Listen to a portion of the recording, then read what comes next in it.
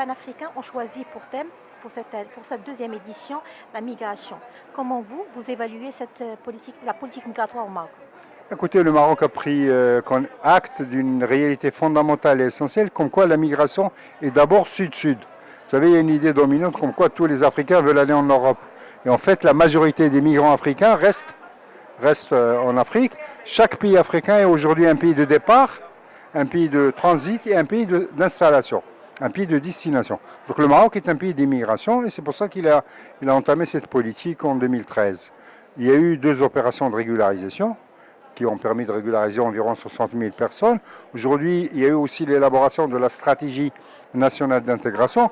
Nous sommes à une phase très importante qui est la phase d'adoption des textes législatifs. Il y a eu un projet de loi sur l'asile que le gouvernement a élaboré et le Conseil national des droits de l'homme a transmis ses remarques sur ce projet de loi. J'espère que le gouvernement en prendra connaissance, les intégrera dans son projet. Il y a maintenant je sais que le gouvernement travaille sur un projet de loi sur l'immigration qui va remplacer la loi 0203.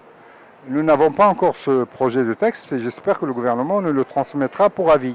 Si vous voulez, c'est un moment important parce qu'il s'agit là de l'architecture juridique de la nouvelle politique migratoire qui est en train de s'élaborer. Une des questions qui est débattue et qui va rester, qui va se répéter, c'est comment en même temps contrôler les frontières et en même temps assurer le respect des droits fondamentaux des étrangers qui sont sur notre territoire.